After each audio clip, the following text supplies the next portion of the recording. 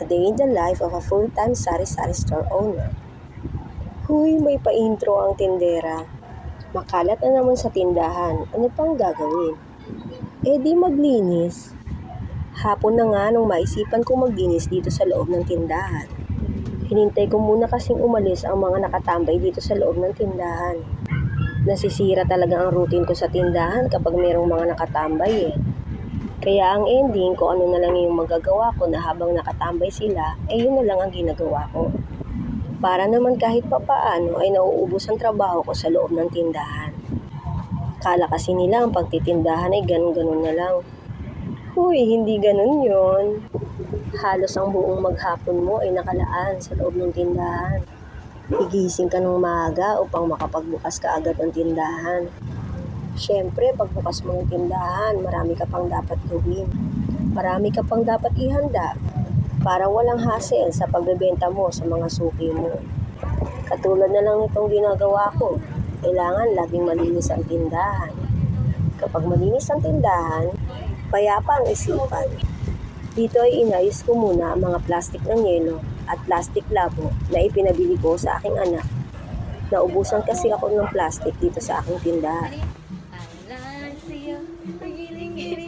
Para lang sa'yo, ang giling-giling, para lang sa'yo, ang giling-giling, para lang sa'yo, ang giling-giling ko, mapapa, ano?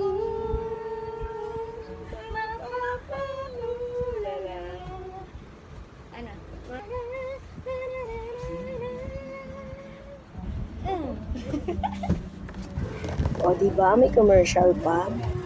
Ganyan ang panganay ko kapag wala siyang sumpong. O back to video na tayo.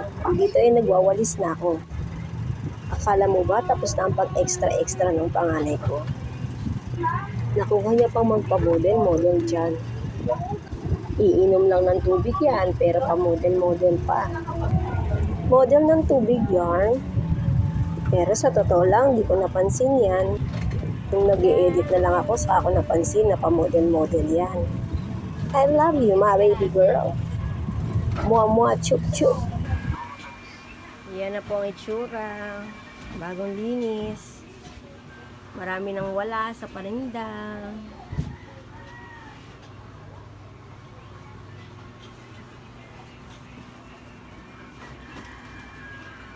Marami nang bakante.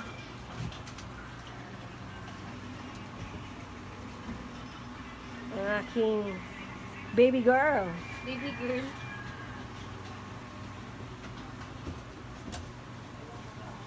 Hindi pa malaman kung kailan makapamili. Ayan na po ang kalagayan ng aking tindahan. Okay. Namang po. Bye-bye.